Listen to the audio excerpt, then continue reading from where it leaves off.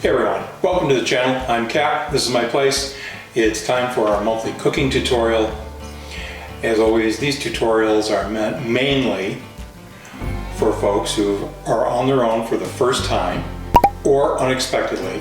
And either way, you find that you're unprepared to fend for yourself in the kitchen. This month, we're going to go ahead and make a batch of lentil soup. We're going to follow our usual procedure where we start by looking at necessary and nice to have equipment, then ingredients, we'll do the cook, and finally I'll plate something up for you. Now first off, what's a lentil? Well, lentil is a kind of a dark gray legume, kind of like a pea.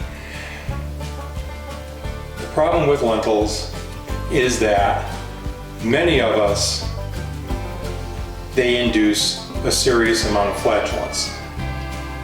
In other words, they're going to make you fart.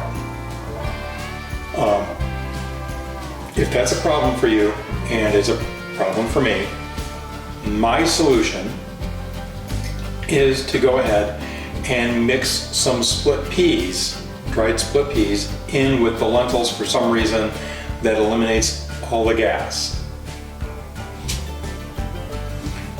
Let's go ahead and shut the camera off. I'll bring out the necessary equipment and we'll talk about that stuff. Okay, first thing we're going to need is a pot with a lid. Lentils are a dry legume and they're going to have to be simmered in water, both to bring them up to temperature and to soften them up, not only so they're soft enough to be edible, but so that we have a good mouthfeel. Next, what are we also going to need? Well, we're going to need a ladle. We're going to need a spoon to stir with. We're going to need a kitchen knife. And we're either going to need the colander that we use to separate pasta from water, or this is a sieve. Why do we need a sieve or the colander? Well, lentils are grown in such a way that frequently, even though they've been washed before being packaged, they still need to be washed again. If you don't wash them, you're going to get a mouthful of dirt. So we need one of these. Now let me put those away and I'll bring out the ingredients and talk about what we're going to do. All right, everyone. Lentils. These are lentils. As you can see, like I said, it's a kind of a dark gray legume. And as I said, they make me gassy.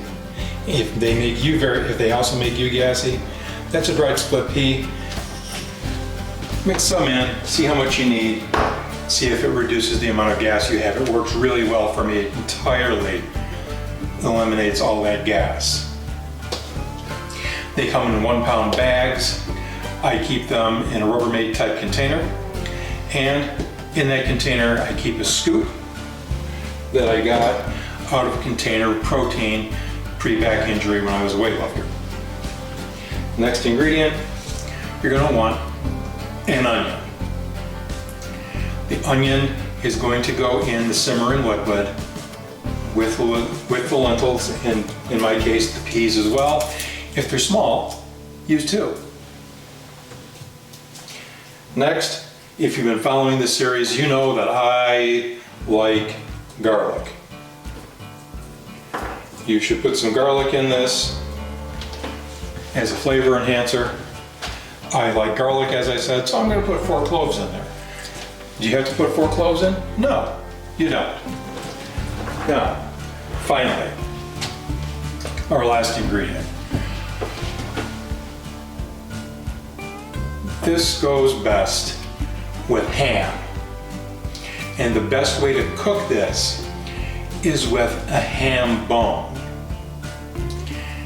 Now, I live by myself. I have no idea what the hell I would do with an entire ham. So I'm not going to bake a ham on this channel. But what I am going to do is I'm going to take a ham steak and I'm going to cut it up and I'm going to put it in, including the juice, with the lentils and all that as it's boiling away. Now, as you can see in this ham steak, there's a bone. Why do we want to put a ham bone? It's partially carved into the liquid and boil it with everything else. Well, the fats from the ham are going to enhance the flavor, both the intramuscular fat and the marrow fats that are in the bone. Speaking of ham, that ham is full of sodium. Because remember, ham is a pork product that's been brined.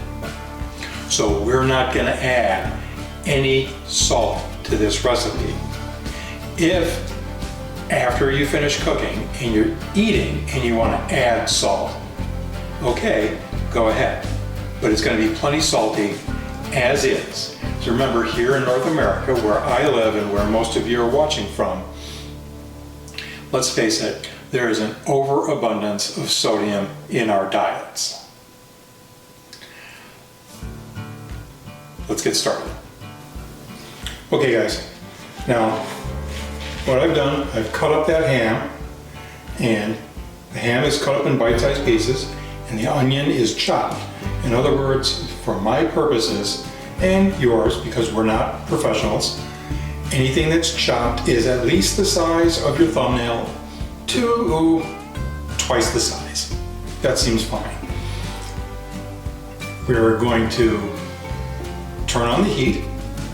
I'm going to let that come up to temperature. When it starts to boil, you're going to start getting bubbles at the surface.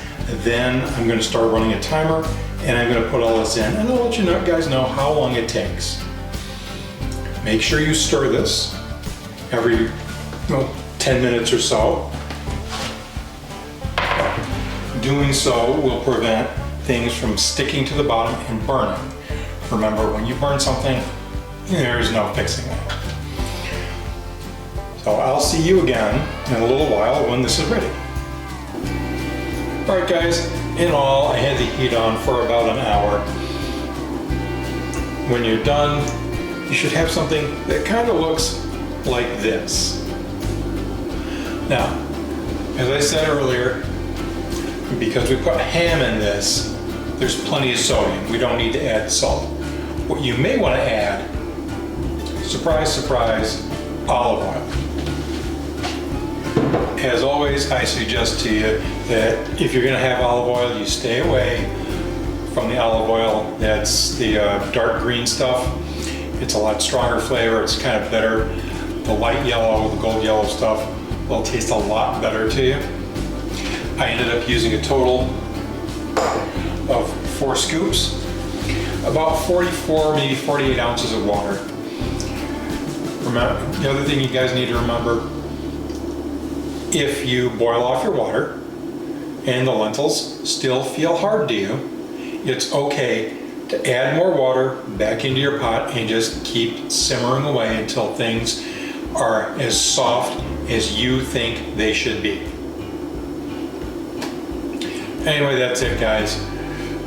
Thanks for watching. Remember, please like, share, subscribe. New videos every Wednesday and Mondays or Fridays as weird stuff pops into my otherwise empty head. We'll see you next week.